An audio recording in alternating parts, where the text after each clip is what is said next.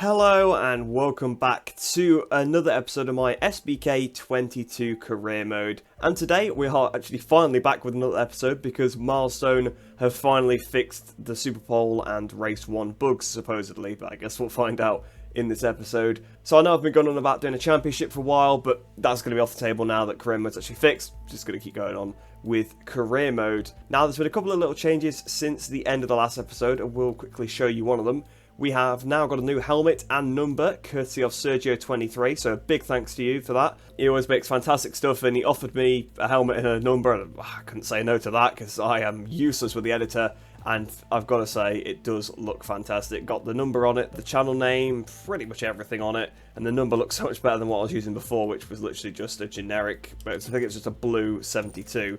So that's what we've now got now, and as well, the World Championship standings have changed very, very slightly, and that's because I actually went through, I was able to change the points, so I basically went through, figured out who actually won each race on track, because the gaps were at least correct, and I've gone through and changed the championship. So we've now got Toprak leading the championship, 5 points ahead of Ray in second, Laquona actually in third place, and then Bautista in fourth, and Bautista was actually winning the championship before, but now he's not because he basically got an inflated race 1 and Superpole race results. As for the Constructors' Championship, you can see Ducati have dropped down quite a way because they were actually leading the Constructors' Championship. A lot of that was down to Rinaldi getting a race win where he was actually about 11th place, so that's affected the Constructors quite a bit. So Yamaha are now leading, 4 ahead of Kawasaki, 5 ahead of Honda. So Honda having a fantastic season because Laquona third, they're third in the Constructors as well, beating Ducati. They've got to be pretty proud of that one. And it's also worth noting that my 2 points that I got falsely given because I got the 14th fastest lap, I've removed those two, so we're now actually down in 17th place in Championship. So with all that out of the way then, we've got to advance forward to the Dutch World SBK round, and I think that's pretty much everything. We haven't got any notifications here, so we'll head into free practice. So I'll see you at the end of that, ready for qualifying, and hopefully we'll have got all of our objectives, but I'm not sure because the pace was so phenomenal in Aragon. If it's similar here, we're probably going to struggle.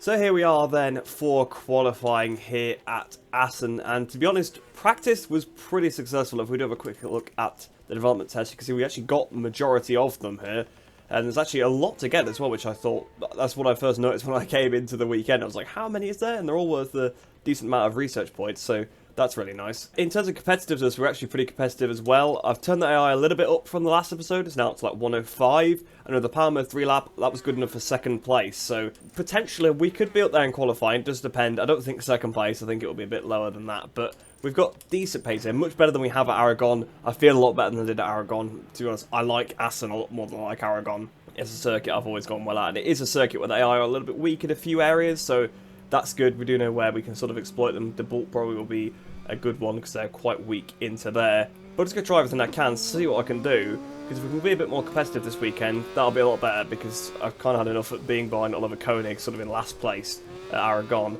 I'd like to be up there, maybe. If I can get the top 10, I'd happily take that, because I don't think, to be honest, in this first season we are going to be battling with the likes of Bautista, Ray and Toprak now after that first round. Perhaps at some races we can. I know Catalonia we're going to be very competitive there, because AI are quite weak at that circuit, but I think overall for the whole season we're going to be a fair way off those guys, which makes sense because we're on a customer BMW, so we would be, the BMW ceiling really is not even beating those guys, so a customer one, we are going to be a fair bit off. So we are then about to start our qualifying lap. We actually did that chicane really well. I'm finding the chicane to be a little bit easier than on MotoGP, even with the slow change of direction. Towards the line then. What's this going to be? 1 minute 34 point something, half a second off Michael Ruben Rinaldi, which currently is second place, 3/10 clear of Scott Redding in third, but I reckon some of the other riders have not done their times yet, like Bautista, Ray, Toprak, Raskatioglu, but that's pretty good. That's pretty good going straight away, although half a second is a pretty big gap, so I would expect us to drop down the order a little bit. There's probably some more time on the table, but honestly it was a pretty good lap time. SC0 on the front, SCQ on the rear, I do believe as well, so SC1 on the front, sorry, I thought it was an SC0, SC1 on the front, SCQ on the rear. Alex Lowe's has just popped in ahead of us there. So yeah, I reckon once the top guys have done their times, the MIE Hondas also seem really fast in this game for some reason. I might have to do something about that because it's really unrealistic that they're up there, but in practice they ride up there as well, and they were in Aragon, so the MIE Hondas are worth watching out for. But I'll head back to the pits now, fast forward a little bit, and see where we are in a few minutes.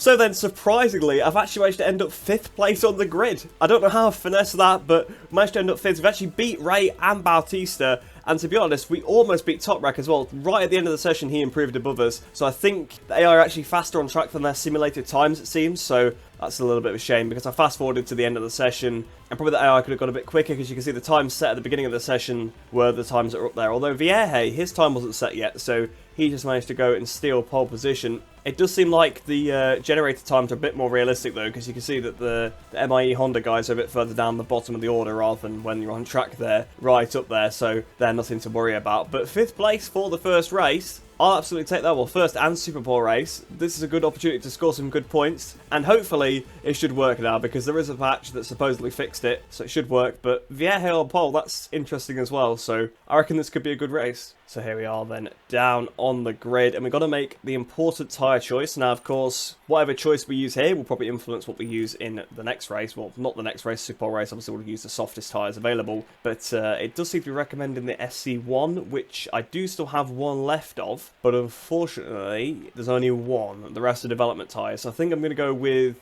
I'll try the SC1 now, because I know that does work. I'll have to try the development tyre in the race later on. But fortunately, I do have 2 SC0s left, so I'll go with an SC0 on the rear, because the soft tyres seem to be pretty good in this game. I've got the right brake disc on already. So I'm pretty ready for this race. Not sure how many laps it's going to be, probably about 6 or 7. But 5th place on the grid, let's get into this. This could be spicy. Already a lot better than Aragon. So here we are then. We've got Vierge on pole, Rinaldi second, Lowe's third. So a bit of a weird grid here with myself in 5th as well. So it definitely seems like the AI simulated times were a little bit slower than usual, which is strange because usually they are actually faster. But there we are then, the lights are on. Waiting for the lights to go here at Assen.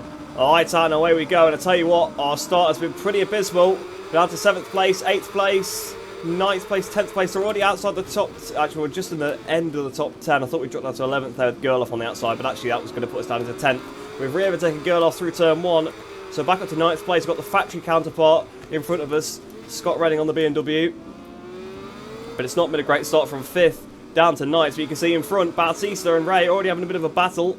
That might allow us to sneak through if they force each other a bit wide. Well, actually, Ray's just absolutely going past Lowe's. So you can see on track, the performances seem to be okay for those guys. It was just a simulation that seemed to slow them down a little bit. We've got a good run here on Scott Redding, but just not going to be close enough to pull a pass there. It would have been pretty risky to do that, especially considering it is the factory team. We don't want to annoy the factory BMW team.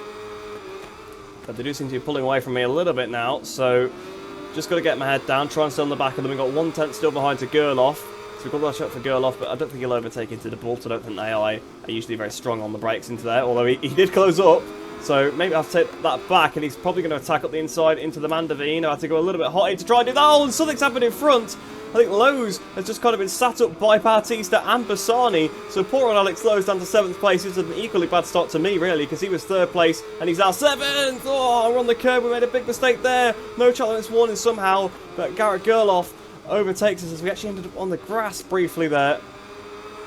So just need to calm it down, because this has not been an ideal first lap. Garrett Gerloff looking back at us, and we've now gone wide into the chicane as well. That's allowed Locatelli through as well, so a terrible first lap.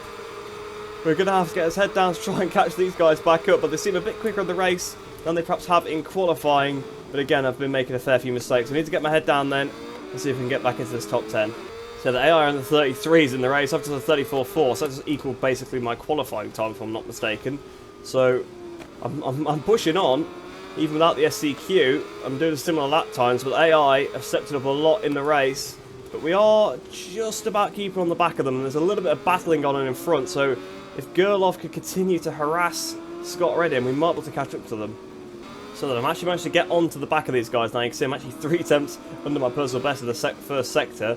So that's good. But right on the back of Locatelli now. We're looking at the inside to the exit Strubben. Locatelli's trying to pass Gerloff at the same time. We're now fully a part of this group, but we have got Lequona right behind us still. But we've got a slipstream here on Locatelli. Are we going to get him? I think we are.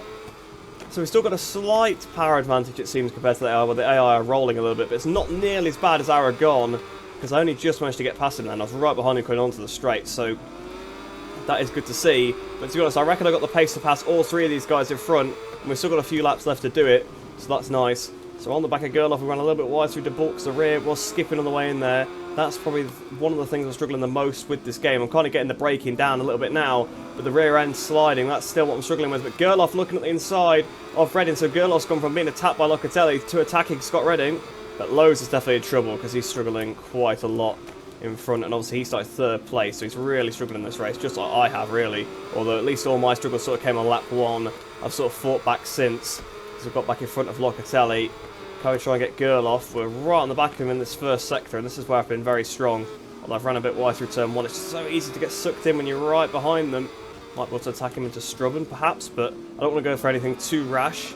It's very easy to crash there. We've seen in previous games and in real life in the past there many times. We're still looking at the inside there anyway. At the inside of 2 riders, 2 for the price of 1. Well, we got past Gerloff. Redding managed to hang it back around the outside. We sort of blocked Gerloff a bit better. But have we got the run on Scott Redding? Bit of power 3. I think we have got the run on Redding. So we're now up to 8th place then. Lowe's in front. And we've just clipped the grass on the inside there. Unfortunately, just a Cheltenham's warning, no crash or anything like that. They've run a little bit wide through the Ruskin hook. But I think for now, I think we've got it. I think we're at 8th place. So then Alex Lowe's on the Kawasaki. He's the next target.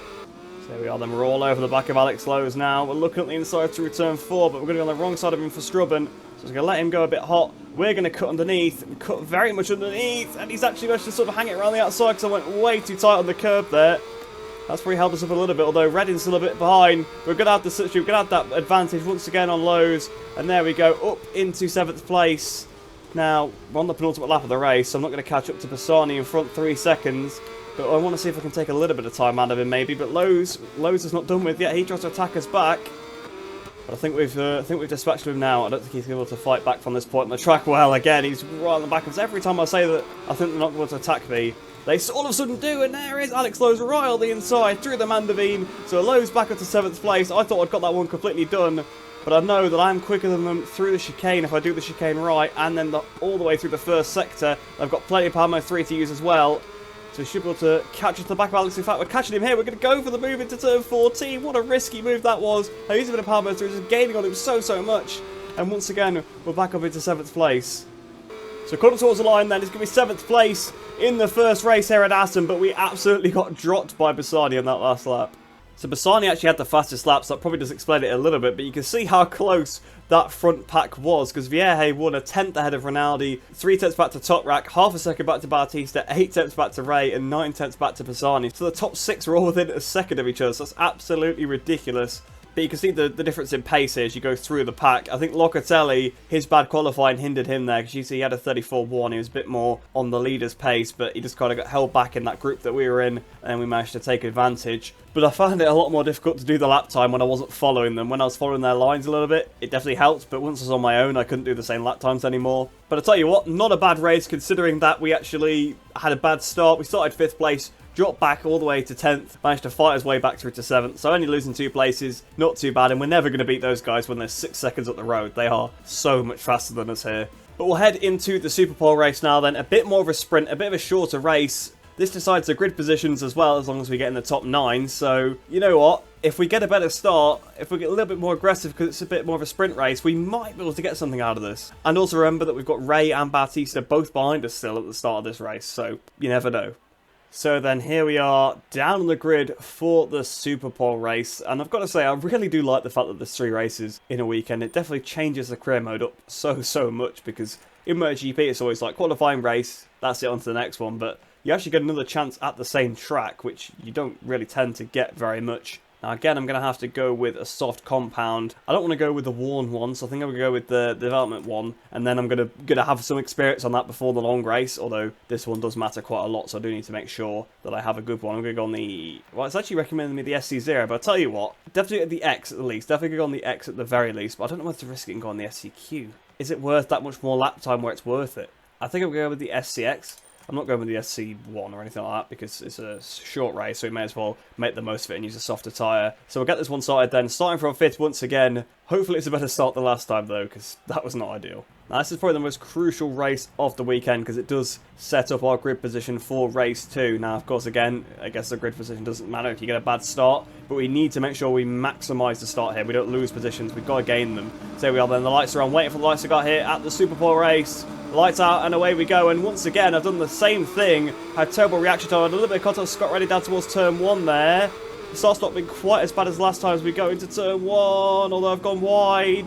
So yeah, so I guess in some ways it has been just as bad. We've got Axel Bassani caught at the inside, so I didn't realise actually all these guys were behind me in the first race. We've only got 4 laps this time. Garrett Gerloff trying to attack us straight away, but I'm cutting that off. I'm not having that at all. I know that into Strubman I am nice and strong, so I'm going to look at the inside of Bassani, but we're not close enough to pull it off here. Trying to take the tight line, losing the rear a little bit, but that SCX does grip a little bit better than what we had before. Get a bit of a slipstream on Bassani. Can we pass him? Yes, we can. We can pass Bassani. And you know what? I'm going to go for it on Scott Redding as well, even though this might be a bit tight. That was so close. Just managed to avoid Scott Redding there. We're back up into 8th position. So that's where, obviously, we were when we were on the back of Alex Lowe's in the last race. I'd say that I need to pass Scott Redding as quickly as possible, but honestly, the guys in front are just so fast. Bassani dives back on the inside, though. So actually, that's a good point. I think it's Lowe's, isn't it, that's still in that pack in front. I was about to say who's not in that pack, because Bassani's behind me. Gerloff's now attacking me as well. So everybody getting super aggressive. Redding putting a bit of time into me there as well. Need to watch for the fuel, because obviously probably fueled up for a bit less since it is a shorter race. I just need to get back into a little bit of a rhythm. It seems like at the start of these races I do struggle a little bit. Oh, Gerloff, that was so close. I thought we were going to have a massive crash with him when I sort of stick his wheel at the inside, but fortunately not quite. So here we are then, the end of lap 1. 4 tenths behind Scott Redding. If we could try and pass him, maybe we've got a chance at something better, because you can see Alex Lowe's once again is slipping back, and we've got Bassani behind us, whereas in the previous race, Bassani was actually ahead. He got through very early, managed to pull away, but this time he's not been able to get away with the leaders, so this means we've actually got an opportunity to beat him. I think the SCX is struggling a little bit out of Strubman, I'm not going to lie. I think probably because I'm using so much power mode 3. But once again, we're closing on Scott Redding at the same point of the track. Are we going to do the same thing again? Not quite this time. We make the pass on Redding. Is he able to fight back? It doesn't seem like it, although he did hit us at the back a little bit there through the second part. Is he going to go into the second valve? No, he's not. So we've got the position now, but once again, we know they're very fast through this next section. I thought they're pretty weak on the brakes as a default, but they carry a lot of entry speed, but they don't actually brake that deep. They just sort of carry all the speed in. I know they're definitely good through this section here, the Mandavine, but this time we got it covered off, so he should be okay. I think Alex Lowe's has just been pushed out the way a little bit in front, but unfortunately we're already 2 seconds behind these guys, and we're about to start the penultimate lap of the race. So I think even if Lowe's gets shuffled to the back, we're not going to be able to catch up to Lowe's. So I think it's going to be another 7th place here, which is still a pretty good result considering where we were in Aragon. So that wasn't the best lap whatsoever. You can see they have pulled away quite a lot, and we've now got Scott Redding all over the back of us. In fact, Scott Redding's now attacked us into turn 1. So Scott Redding has retaken that 7th position away from us, and we're going to immediately bite back at him. I'm not having that. I'm not being taken on the last lap, but he's hit me on the back once again. So that's about 3 times in this race now I've had contact with Scott Redding. And Garrett Gerloff is the better factor of that. He's managed to overtake the pair of us. But I'm going to try and get the switch back on Garrett Gerloff now. Through Strubman, up the inside we go. We got the quota right there as well. Bassani's dropped back a little bit as well. So I think Redding really suffered from that contact. I think he lost a lot more time than I did.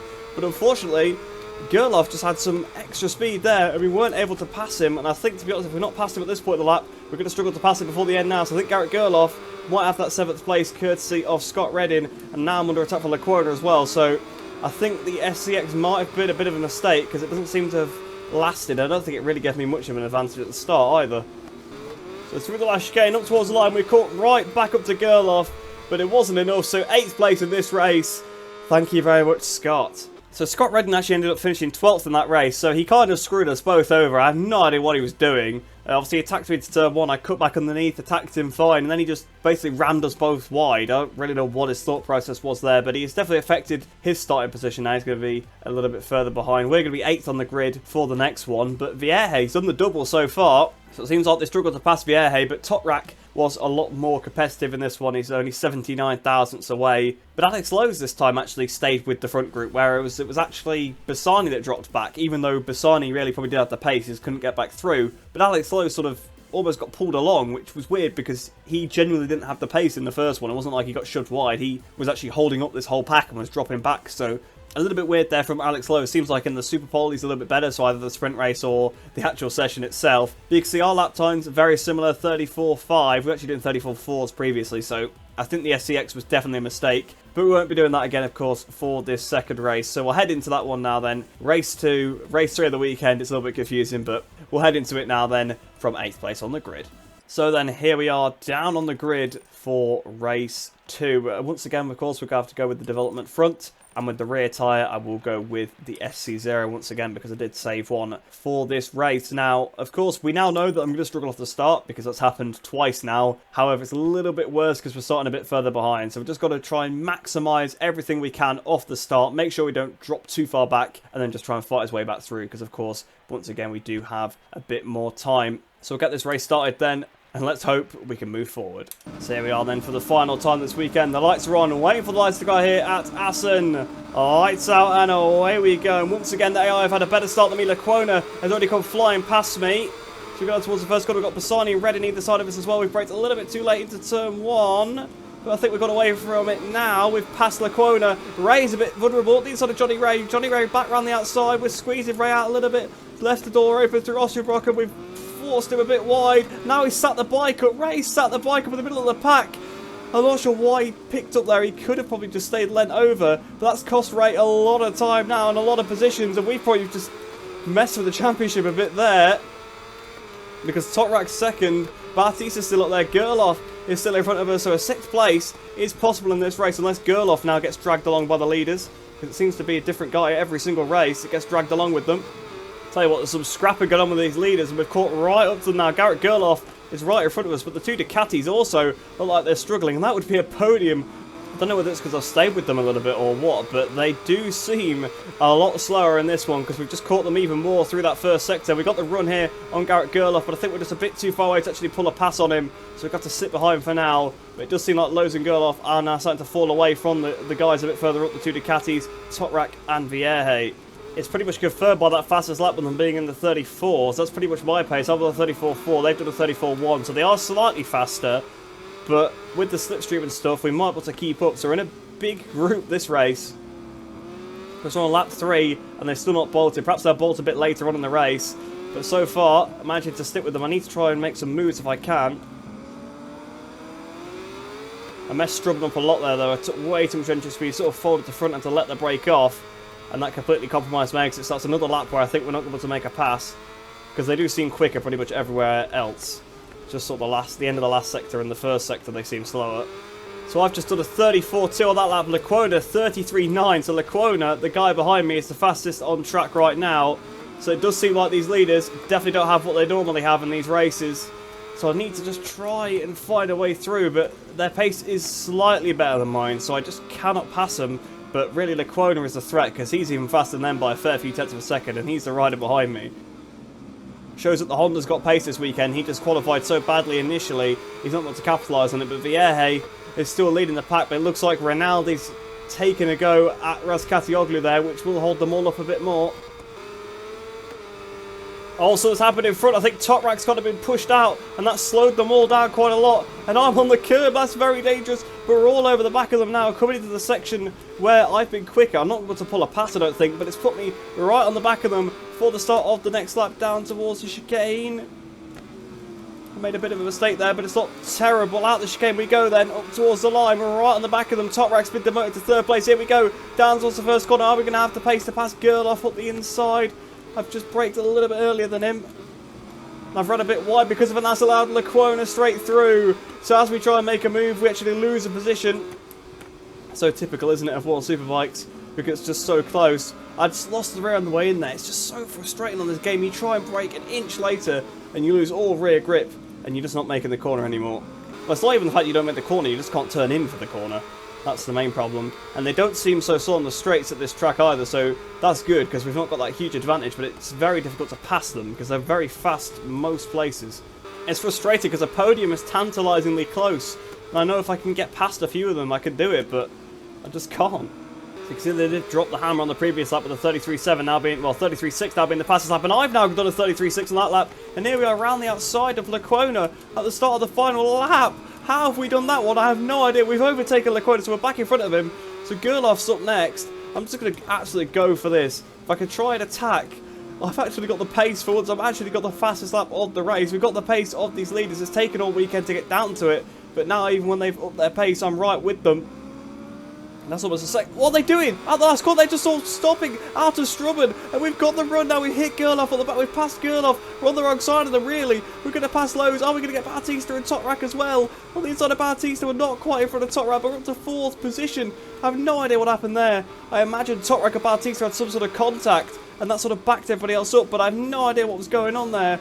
They just all slowed up out of Strubben. And you can see Vierge and Rinaldi absolutely cleared off. Rinaldi could have the win here if he tries to pass right at the end of the lap, but I'm right behind Toprak. I know Toprak's been weak throughout the race, and people have been trying to pick him off, but I don't think I'm going to be quick enough to pass Toprak here.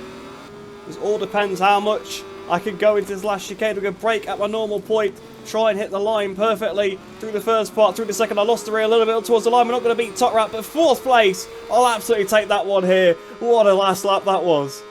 I'm still not over going around the outside of Lequona into turn 1. I sort of just tried to level him on the brakes. I did a massive stop here, thought, right, I've completely messed my braking, so I've completely messed this up because I just did such a good lap to catch them at the end. But then somehow I got it stopped around the outside of him.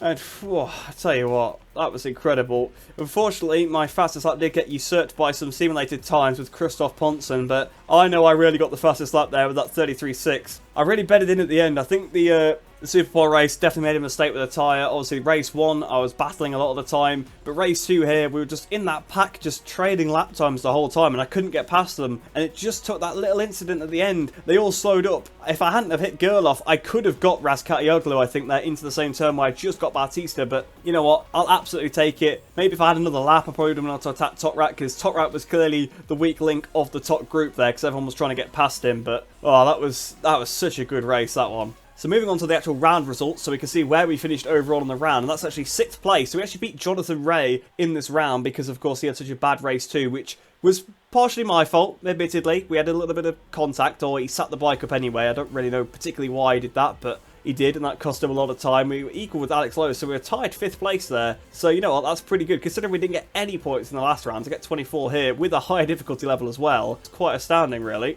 But Xavi Vierge did the triple. He got 62 points. I think Rinaldi was second in every race as well, wasn't he? Actually, Toprak was second in some of them. So the AI were pretty consistent at the front, but really, Johnny Ray get a bit messed about by me in that race too there.